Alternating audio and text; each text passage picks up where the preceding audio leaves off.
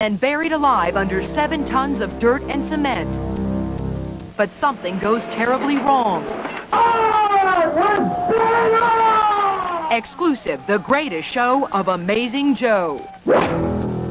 All of Joe's family was there to witness his greatest moment, and they were videotaping it so they could cherish it forever.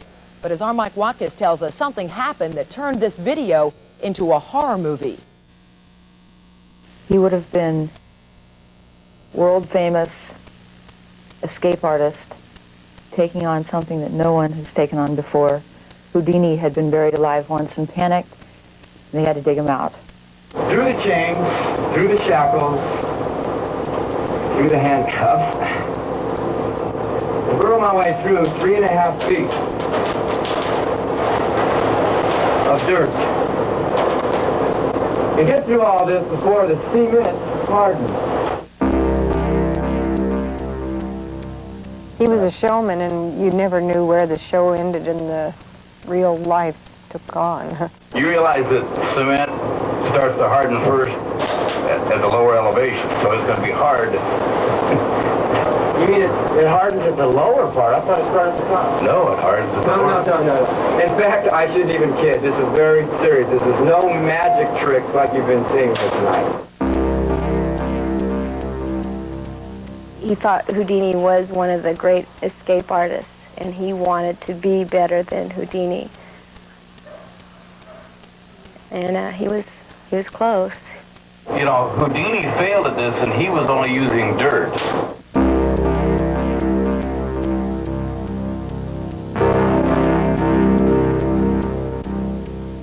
It would have been better than any escape performed by the great Harry Houdini. But in an eerie twist of fate, the Amazing Joe Burris lost his life exactly 64 Halloweens from the day Houdini died. Burris's stunt, buried alive, became all too real when the coffin he built himself collapsed under the weight of 7 tons of dirt and cement. The cement just looked so heavy. I mean, I just couldn't see possible. And the idea was to be out of the coffin, you know, pretty much while they were pouring the cement so that he could burrow up through. But when it sank, it was a cold night anyway, but man, when it sunk, I just knew this is trouble. We're in trouble. And it's not fun anymore. As soon as I saw there was something wrong, we started moving the backhoe. I ran over there to direct traffic. I had the guards there call paramedics and the ambulance, and I was kind of directing them out and covered with the dirt out of there. And all the time I was thinking it was going to be a part of the act. Everybody just, you know, after about 30 seconds or so, just dove in there. The backhoe was digging a hole adjacent, and just panic. I mean, everybody was weeping, and, you know, how could this happen? And in front of the kids and everything, you know, it was terrible. A scholarship fund has been set up for Joe's 2 children, Joey and Joshua, who witnessed the tragedy in silent horror as rescuers frantically tried to dig their father out. But everyone agrees, including Suzanne, who assisted Joe for 8 years in his act, that even knowing the outcome, there was no way of stopping Amazing Joe from attempting the ultimate escape.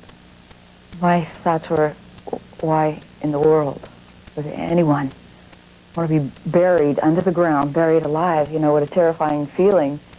You have a little bit of claustrophobia, makes you shudder. But he showed me the tape of last year's event where he succeeded and got out. And I hadn't seen him ever blow an illusion, ever. Joe had performed the trick last year in Oregon using a wooden coffin with only dirt on top. The escape was a huge success, but not big enough for Amazing Joe. The only problem with this grand plan to become the master escape artist is that it didn't include scientific testing. Joe never calculated the strength of the box, nor the weight of the concrete. Perfect! He told me just a few days before that something Houdini said that was, it will either be fate or my foolishness that kills me, and it was Houdini's foolishness and Joe's too.